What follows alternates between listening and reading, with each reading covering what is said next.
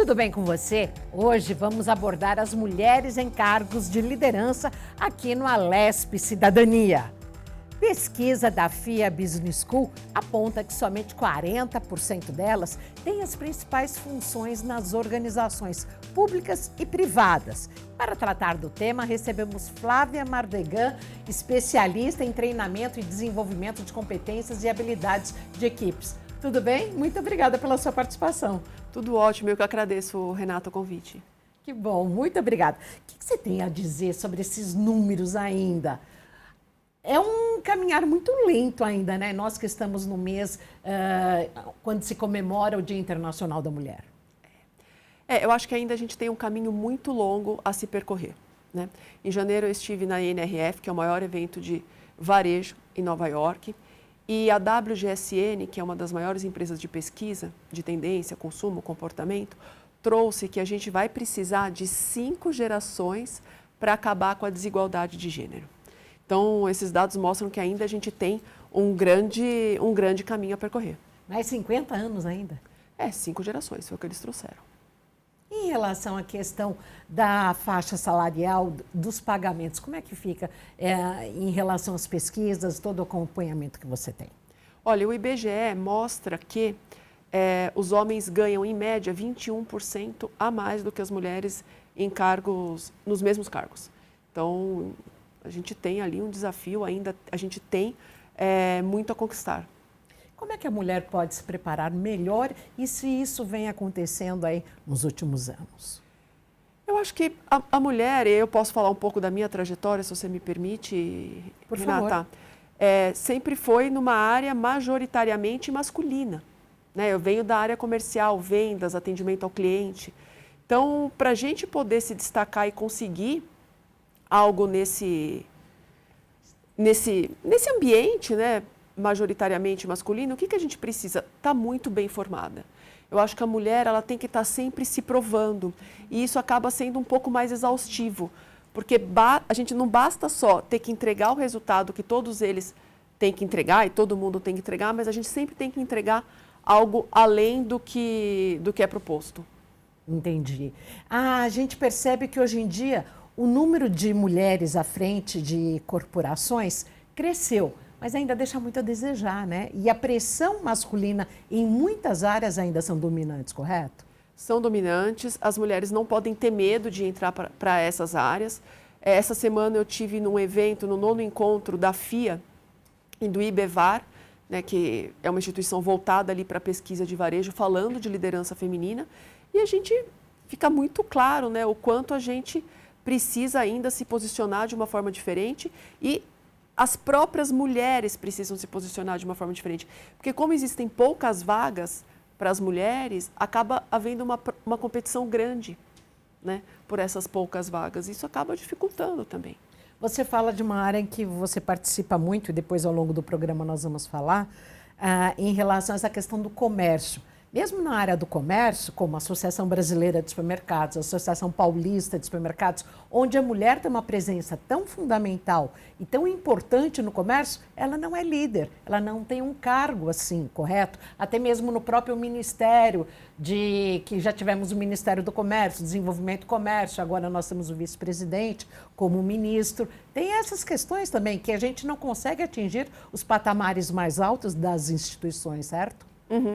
A mulher até consegue chegar num cargo de gerência, muitas vezes numa diretoria, mas quando você vai para um nível mais de presidência, um nível mais CEO, se for, é mais difícil você encontrar mulheres nos cargos. Ainda a gente tem homens ali ocupando os principais cargos, né? No varejo a gente tem as mulheres ocupando 39% só dos cargos.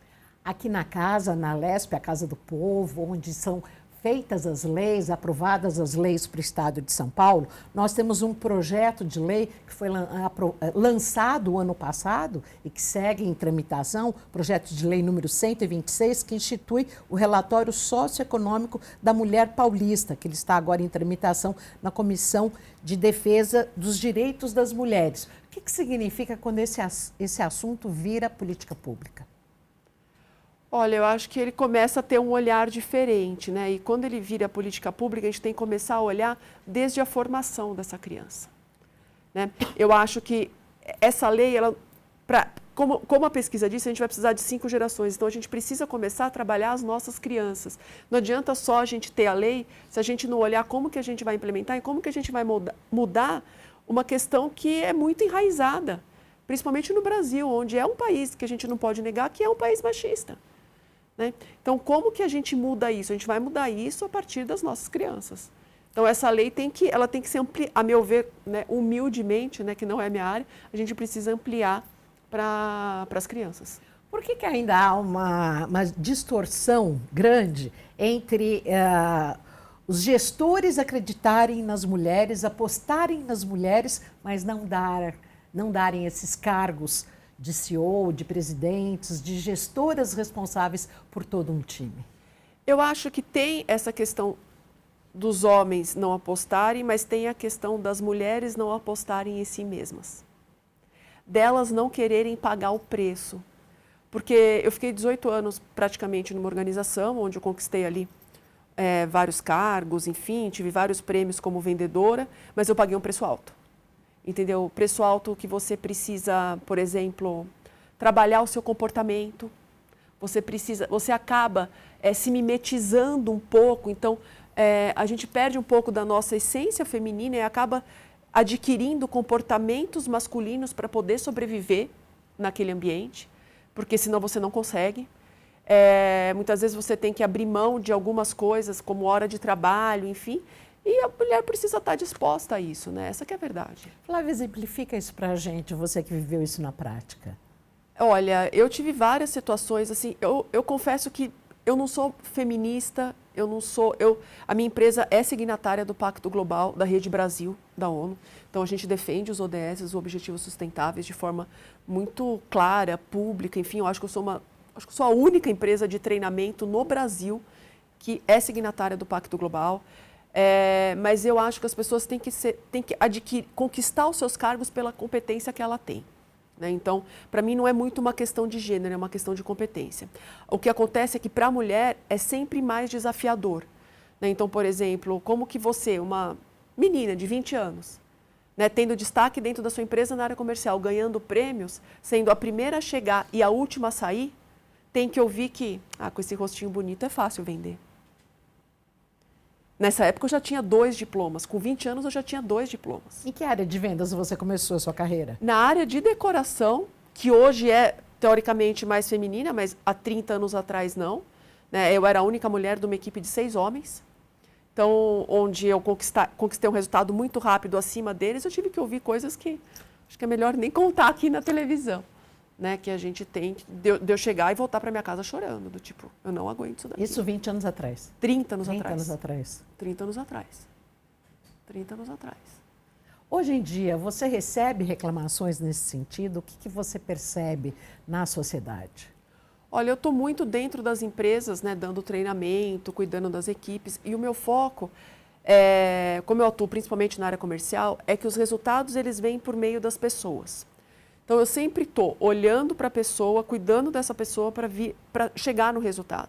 E as empresas, na verdade, elas não estão olhando para as pessoas, elas estão simplesmente olhando para o resultado e massacrando. As métricas. E massacrando essas pessoas com o resultado a qualquer custo. Então, você vê os altos índices de burnout, né? Os altos Principalmente índices com mulheres. Com mulheres, principalmente homens, um grande índice de afastamento das empresas. E aí eu acho que o burnout está pegando os 2 gêneros, bastante em função de metas que são estabelecidas sem critério nenhum. Eu tenho um cliente que eu estou fazendo um trabalho há 2 anos e que simplesmente a gente, no primeiro ano, teve um resultado incrível de aumento de faturamento e no próximo ano, que é esse que eu estou trabalhando com eles agora, ele simplesmente aumentou a meta 80%. Eu cheguei para o diretor e falei, poxa, legal, a equipe falou para mim que você aumentou a meta em 80%, baseado no quê? O que a empresa está fazendo de diferente para aumentar uma meta 80%? Quais são os facilitadores? Nenhum. É a pressão na equipe comercial. Por isso que a equipe comercial tem os maiores índices de afastamento. E tem um case muito interessante, que é o da Magazine Luiza, que eles fizeram todo um programa interno de apoio psicológico para as equipes e eles conseguiram reduzir esses afastamentos em 15%. Então, a empresa teve que criar ali todo um programa de apoio, preparar os líderes para lidar com as questões emocionais, para poder diminuir o afastamento. E isso deve alavancar também e aumentar a questão do turnover, né? Que é quando a pessoa não fica presa a uma instituição. Isso a gente sabe que é um volume muito grande na área de supermercadista. Inclusive, acho que recentemente até mesmo o presidente da Abras falava sobre esse problema do grande número de claros e gente interna do mercado fala assim, o jeito é roubar um funcionário do concorrente, porque não tem onde arrumar. O que acontece? Assim, o varejo, no geral, ele tem um índice que é assustador, assim, não sei se você tem acesso a esse índice, mas assim, o turnover no varejo chega a 70%. É muita coisa. É só no Brasil? Não, não é só no Brasil, mas no Brasil a gente tem um índice muito alto. Né? Por quê? Porque as pessoas enxergam o varejo como um primeiro emprego. Porta de entrada. É um primeiro emprego. Então as pessoas não veem, por exemplo, uma área comercial, a área do próprio varejo, como uma possibilidade de carreira. Né, considerando que é uma área extremamente bem remunerada. A área comercial é uma das melhores áreas em questão de remuneração. Só que as pessoas não enxergam isso. Então, o que as pessoas fazem muitas vezes? Eu vou trabalhar aqui de vendedora no shopping para pagar a minha faculdade, depois eu vejo o que eu faço. Começa com o trabalho ainda como estudante, trabalhando no Natal, como temporário. Isso. Não é muito ser efetivo, mas assim, eles não entendem aquilo como algo que eles se orgulham, porque o brasileiro não se orgulha de vender. Né? Você sabe, Renato, eu tive a oportunidade, acho que 2020, se não me falha a memória, de estar num evento no Consulado Brasileiro em Nova York com os grandes varejistas do setor. E assim, eu acho assim, se a pessoa não quiser saber a verdade, não me pergunta, eu aviso, né? E eles estavam lá, os grandes varejistas, falando sobre tecnologia, loja física, isso pré-pandemia, né? Loja física... Isso em uma NRF, que é quando você visita sempre em Nova York, em todos os janeiros, quando existe essa feira muito importante de consumo lá. E aí reúne todos os líderes globais. Todos os líderes, gente do mundo inteiro, e o Brasil é a maior delegação. E esse evento privado no Consulado Brasileiro, com os nossos grandes varejistas, falando de tecnologia, enfim, de loja física, de estrutura, se fica online, se não fica, aquela discussão. E eu quietinha ali, né? Enfim, no meu lugar de treinamento e olhar humano, em um determinado momento eles falavam, a gente gostaria de ouvir a sua visão sobre isso. Então... Eu falei, vocês têm certeza? Foi a minha pergunta. Não, a gente quer te ouvir. Eu falei, olha, porque vocês estão aqui falando de coisas e vocês estão esquecendo das pessoas. Então, vocês estão falando de investimento em coisas e não investem em pessoas. Vocês investem 2 milhões para abrir uma loja física e não me dão 100 mil para treinar as suas equipes. Quem vai fazer tudo isso que vocês estão idealizando? Vocês estão esquecendo um fator. E é o que acontece. E até mesmo a questão da qualidade de vida para esse funcionário, para esse colaborador. Sem dúvida. E o próprio reconhecimento, porque eu falei para eles, gente, eu estou aqui em Nova York, no consulado, eu tenho 5 diplomas e sou a maior vendedora do meu negócio e tenho orgulho disso. A gente está num país aqui que as pessoas não têm medo de vender. Né? Eles contam filme para contar a história de corretores de sucesso, vendedores de sucesso. No Brasil, vender é subemprego. As pessoas não têm orgulho. Que nem, por exemplo, eu que trabalho no setor de decoração. Parte das minhas equipes que eu treino em área comercial são arquitetos ou designers formados. E quando eles vão se posicionar junto ao cliente, dificilmente um vendedor ele vai falar, eu sou um consultor comercial da área tal, eu sou o arquiteto da empresa X. Não, você não é o arquiteto, você é o consultor comercial, você é o vendedor dessa empresa. Né? Mas eles têm, inclusive, vergonha de falar. Né? Só que um vendedor, por exemplo, no setor de decoração, hoje, chega a ganhar 80, 100 mil, que é muito mais do que um arquiteto com um escritório. Só que ser arquiteto tem glamour, ser vendedor e trabalhar numa loja, não. E você é autora desse livro, Vendas, Ciência ou Intuição.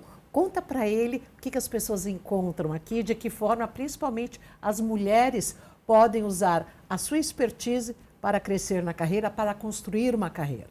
Esse livro fala toda a minha trajetória de 28 anos. Né? Então, eu começo em vendas, eu não venho de uma família de área comercial, então eu tive que desenvolver as minhas habilidades ali mesmo. E quando eu começo a trabalhar, né, eu falei para minha mãe, arrumei um emprego, tal, feliz da vida, eu venho 19 anos. Ela falou, que bacana. Ela falou, você sabe vender? Foi a pergunta que ela fez para mim. Eu falei, sei, meu projeto é lindo, sei falar com o cliente. Eu falei, quem negociar? Negociar é dar desconto, sou boa em matemática. Eu falei, tá fácil isso aí. Ela falou, então tá bom, então vai. A época era calculadora, né? Ela falou, então vai. Aí, em uma semana, sentada na minha mesa, no meu emprego, eu falei, eu não sei vender. Mas eu falei para minha mãe que eu sabia. Eu falei, o que eu vou fazer agora? Eu falei, esse negócio tem que ter uma lógica, não pode ser intuição. Não pode ser algo que, vendedor... Porque o que você escuta é vendedor nasceu pronto. Falei, não, eu nasci pronta e eu quero essa carreira e eu vou conquistar o meu espaço. Sem nunca ter tido um mercadinho, um empório, cresceu atrás de um balcão, nada? Nada. Minha mãe era gestora de RH, ela era diretora administrativa de companhia de seguros. Tanto ela quanto meu pai. Sabe, não é nosso. E aí eu fui entendendo a cada atendimento o que eu fazia que dava certo, o que eu fazia que não dava certo. Né? Porque a minha base é edificações, que é engenharia civil. Né? E o basquete, que é disciplina. Então eu falei, não, esse negócio tem que ter uma lógica. E aí eu fui atendimento a atendimento, entendendo o que eu fazia, inclusive com os meus atendimentos e a observação dos atendimentos dos colegas.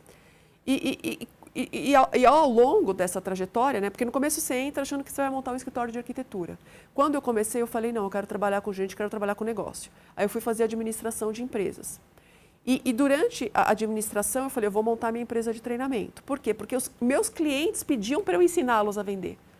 E aí eu fiz um mestrado no Mackenzie, na área de aprendizagem de adultos, para entender, porque não é só sobre saber treinar, né, Renata? É sobre saber ensinar. Né? Porque muita gente é treinadora, mas sabe vender, mas não sabe ensinar, não sabe como funciona a mente do adulto, principalmente nos locais de trabalho. Aí eu fiz o meu mestrado. No mestrado, eu consolidei toda essa metodologia que está no livro. Né? Então, ali a gente tem...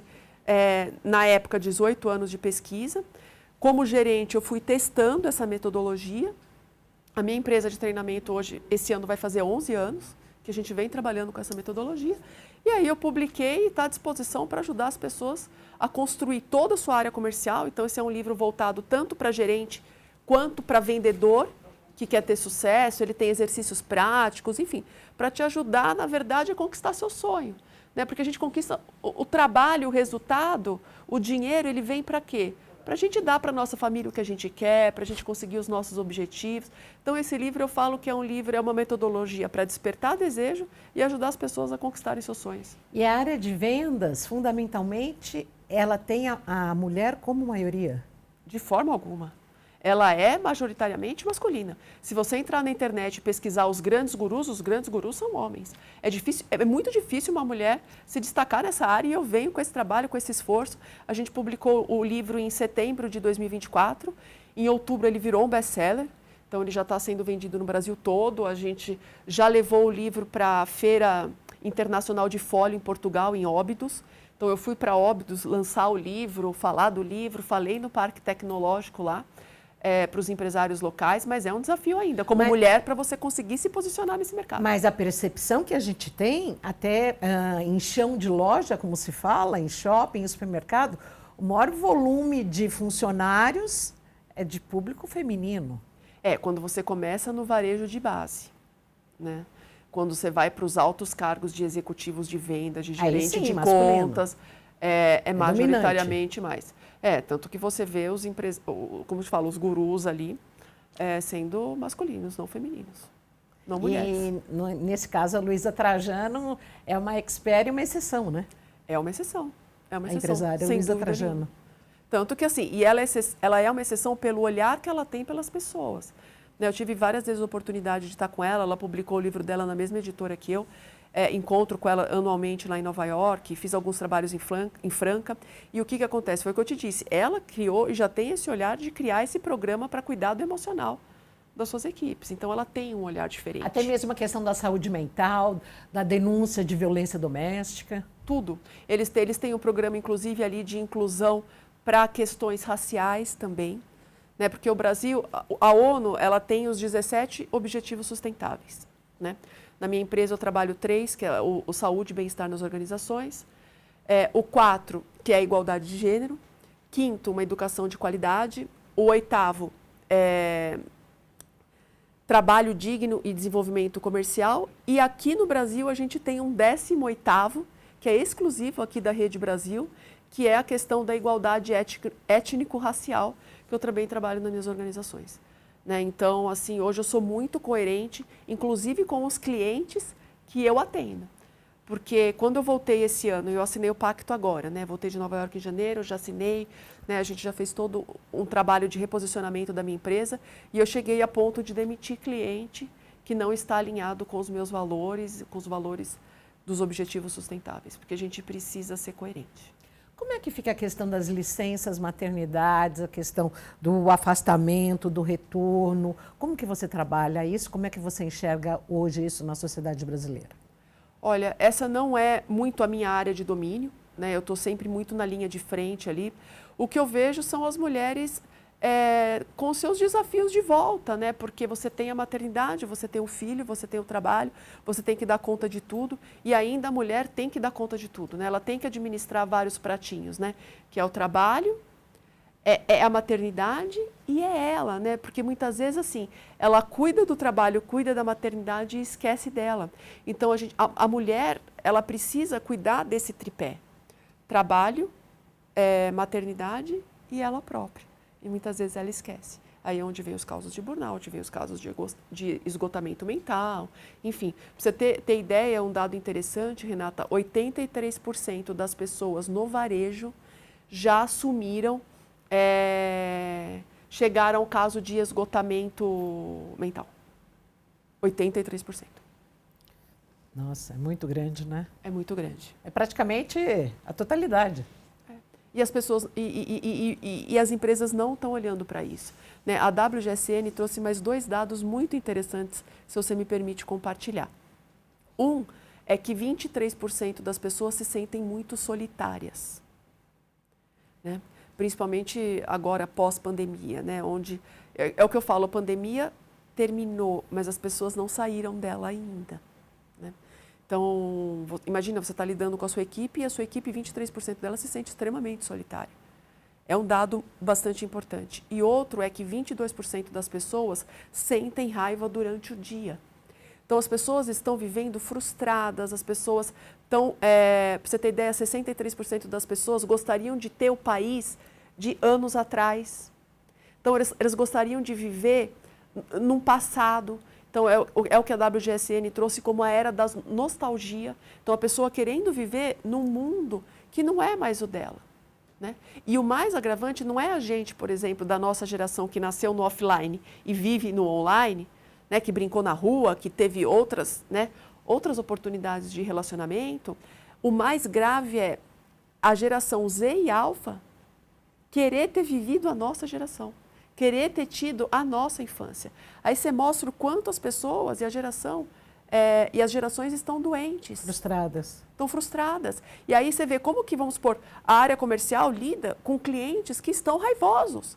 E muitas vezes eles chegam nas lojas, chegam até nós, depositando uma carga de raiva e frustração que não tem a ver com a nossa empresa e com o nosso produto, né? E eu preciso ter um vendedor preparado para lidar com essas questões. Por isso essa raiva do funcionário. No esse geral, sentimento. No geral, as pessoas admitem em 22% terem raiva durante o dia. Isso já acontece. Tanto o cliente quanto a equipe. E se eu não tenho uma equipe preparada para lidar com a emoção dessa pessoa, como que eu faço? Só que aí eu tenho uma empresa, por outro lado, pressionando essa equipe por resultado. Eu não estou cuidando do emocional dela. Que você falou em Nova York.